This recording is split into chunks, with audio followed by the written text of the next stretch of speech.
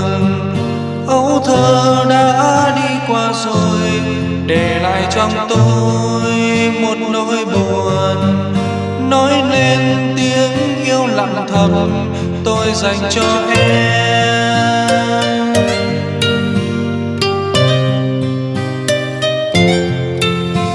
Xưa chúng ta chung trường, cùng nhau kết hoa ước hẹn, mà nay bỗng dưng em lại bỏ quên hoa, quên đi tình tôi. Em vội ra đi không ra từ, tháng năm vẫn trôi dần qua, tôi chờ tìm em.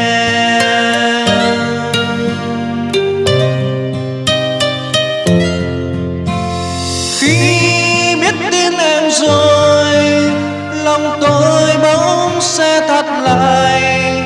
Và khi tiếng chuông giao đường chợt ngân nga, sẽ hoa dừng lại.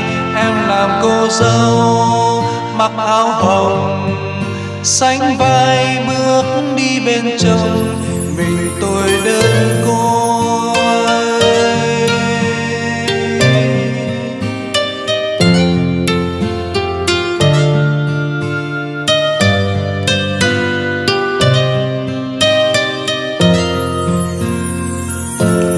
Tuổi hồng thơ ngây từ mái trường, âu thơ đã đi qua rồi, để lại trong tôi một nỗi buồn.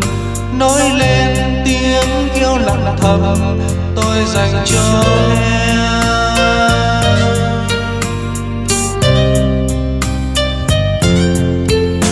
Xưa chúng ta chung trường, cùng nhau kết hoa ước hẹn, mà nay bỗng dưng em lại bỏ quên hoa, quên đi tình tôi.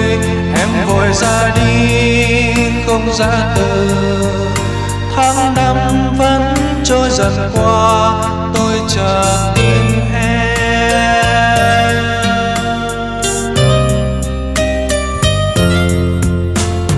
Khi biết tin em rồi, lòng tôi bỗng sẽ thắt lại.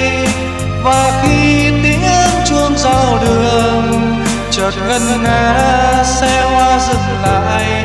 Em là cô dâu mặc áo hồng, sánh vai bước đi bên chồng, mình tôi đơn